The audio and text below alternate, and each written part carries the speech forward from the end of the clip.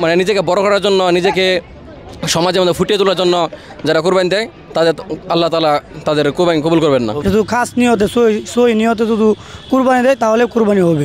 তারা যে কুরবানি দেয় এটা আল্লাহ তাআলাকে সন্তুষ্টি করার জন্য দেয় না, মানুষকে দেখানোর জন্য। অনেকে আছে যে হাটে আইসা ফেসবুকে ছবি তুলিয়া ছাড়ে যে আমি এত টাকা দামে গরু কিনছি, আমি সৌন্দর্যের জন্য গরু কিনছি, কিন্তু আল্লাহ তাআলা কোরআন বলেছে লা ইয়ানালুল্লাহু লুহুমুহা ওয়ালা দিমাউহা ওয়ালাকিন ইয়ানালুহু তাকওয়া মিনকুম।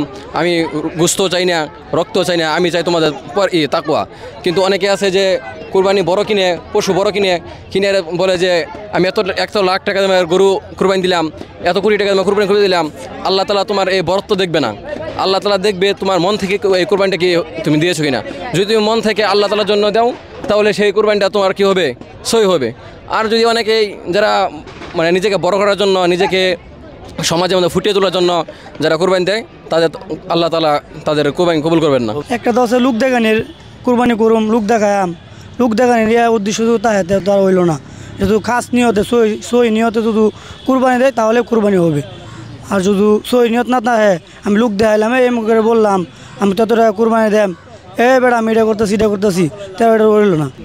এটা তো দেখা গেছে কি আপনার কুরবানি দিলে আমরা কুরবানি দেয় দিই, 3টা বন্ধক করে, কিছু গরিবেরা দেয় অর্ধেক আত্মীয় স্বজনে দেয়, আর এক ভাগ হইলে আমরা মানে লাহে খাওয়ার লাগি এই সিস্টেম রাখি। আমি যদি নিজের লাগে দিই খাওয়ার লাগে দিলে তো আমি গরুর গোশত কিনে আনতে খাইতে পারি।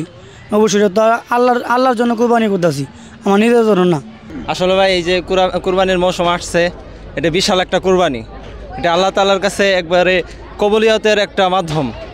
তবে অনেকেই কুরবানি দেয় গরু, ছাগল, উট, অনেক কিছু কুরবানি দেয়, কিন্তু তারা কুরবানির পিছনে মানুষকে দেখানোর বিশাল বড় একটা নিয়ত থাকে। বিশাল বড় একটা উট কিনলো বা বিশাল বড় একটা গরু কিনলো, কেনার সাথে সাথেই ওই ছবি তুলে ফেসবুকে স্ট্যাটাস দেয় যে আমি এত লক্ষ টাকার মাধ্যমে আমি কুরবানি করতেছি, তো মানুষের দেখায়।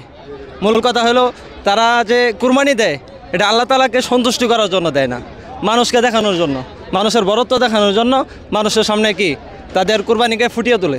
তো আল্লাহ তাআলা তো এই কারণে কুরবানির বিধান দেয় নাই।